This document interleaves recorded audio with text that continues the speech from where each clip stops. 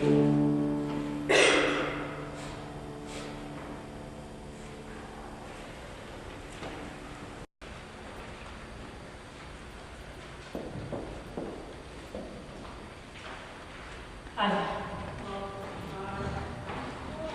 Thank you all for responding to that.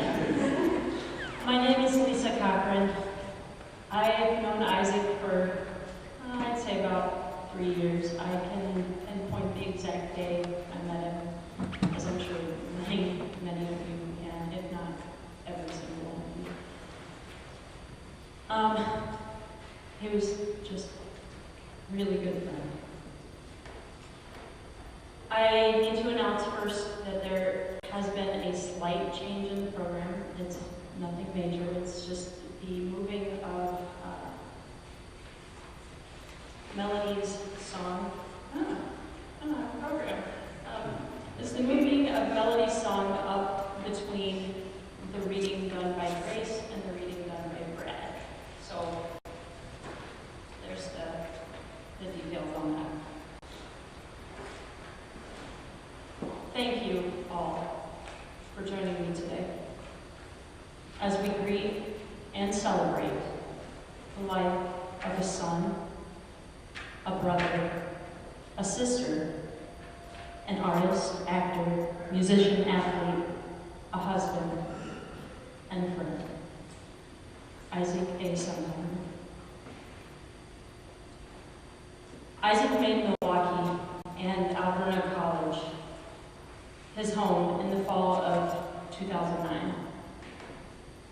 His beautiful eyes, contagious smile, and trademark seal laugh made every one of us love him upon meeting him. Then he began to share our journeys with us and let us share his with him. And his compassion, encouragement, and forever positive attitude changed us. Isaac wasn't a person without problems and flaws and faults. He's a person.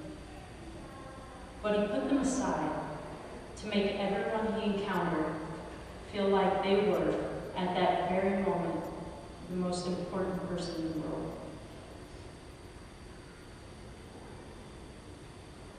His sense of humor and love of really bad jokes encouraged us through our darkest times.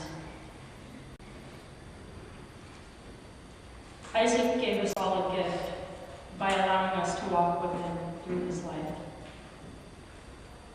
His gifts to me include a deeper sense of compassion, combined with the power to see and reach for my dreams as others around me pursue their own. This is detailed in a line from one of Isaac's favorite hymns. But other hearts in other lands are beating with hopes and dreams as true and high as mine. I'd like to invite everyone to stand as you are able and take a moment to think about which gifts Isaac gave you, as Carissa Harehuth comes to lead us in singing This Is My Song, the words to which are printed on the insert in your program.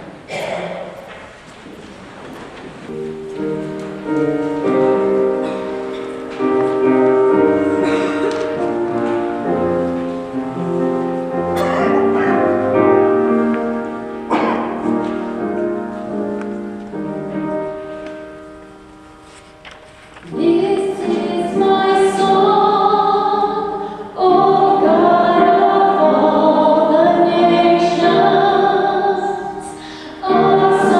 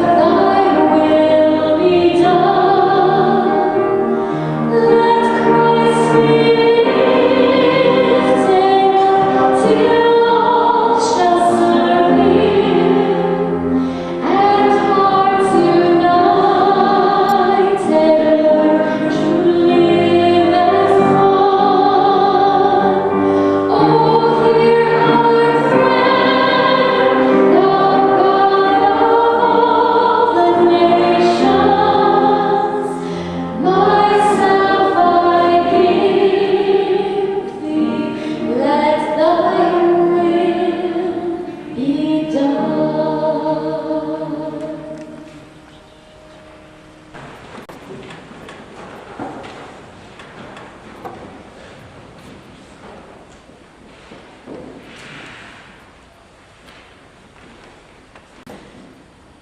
just going to say this for everybody, just let it out, okay?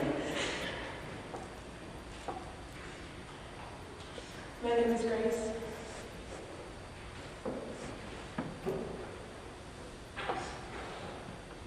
I'm an alumni here at Alberta College, which makes me incredibly proud. Isaac was my best friend through all of college. We met at County College in Missouri, where we went for our first 2 years. And then accidentally applied to the same school. And we wound up here together. And for the last 4 years,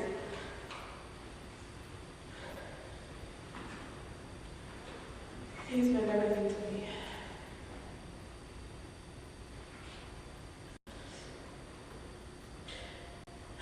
On the front of your program is his name. His name is, I think, the most important part. Most here are familiar with the concept of a chosen name. Especially being transgendered, the name is often the most important part. It's the part that allows you to redefine and become the person that you know you are inside. We found out a year after we moved here that Isaac had picked a new name.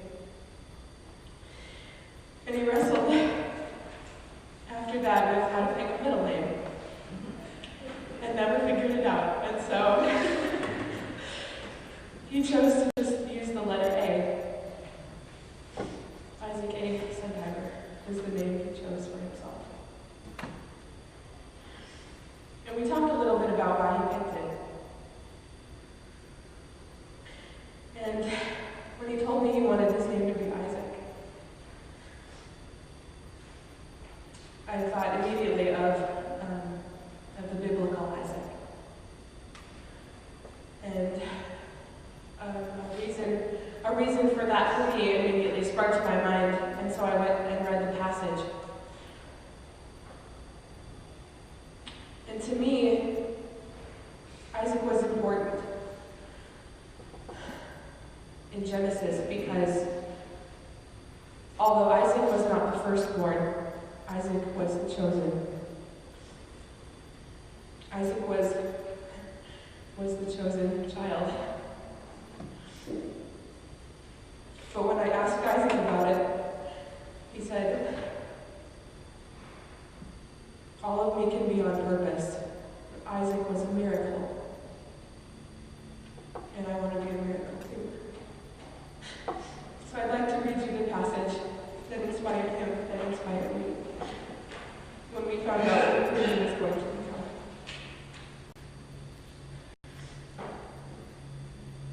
The Lord appeared to Abraham by the oak of Mamre, as he sat in the entrance of his tent while the day was growing hot. Looking up, he saw 3 men standing near him. When he saw him, he ran from the entrance of the tent to greet them, and bowing to the ground, he said, "Sir, if it please you, do not go past your servant. Let some water be brought, that you may bathe your feet and then rest under the tree. Now that you have come to your servant, let me bring you a little food, that you may refresh yourselves, and afterward you may go on your way." "Very well," they replied. "Do as you have said." Abraham hurried into the tent to Sarah and said, "Quick, 3 measures of bran flour, knead it and make bread." He ran to the herd, picked out a tender, choice calf, and gave it to the servant, who quickly prepared it.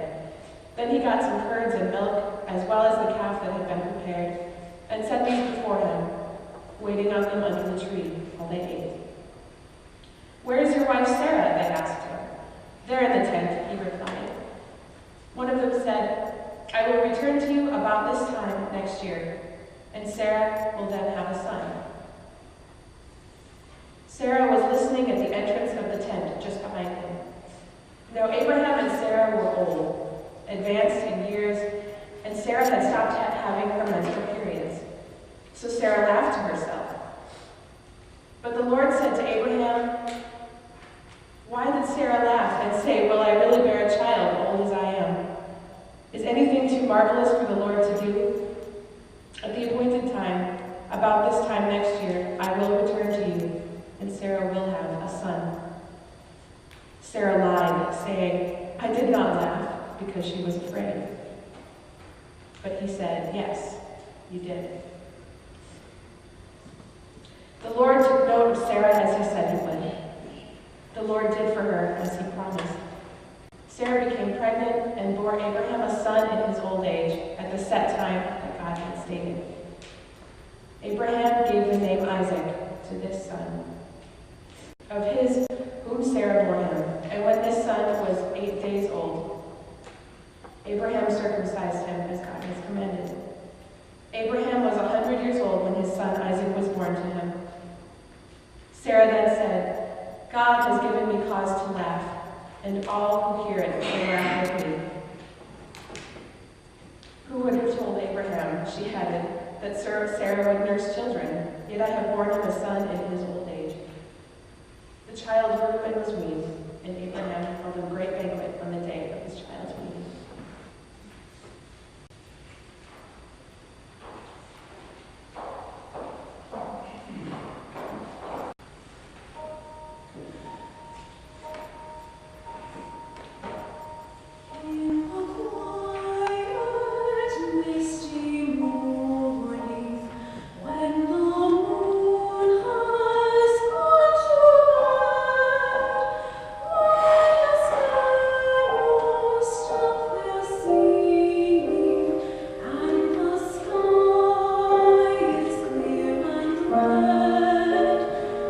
When the sun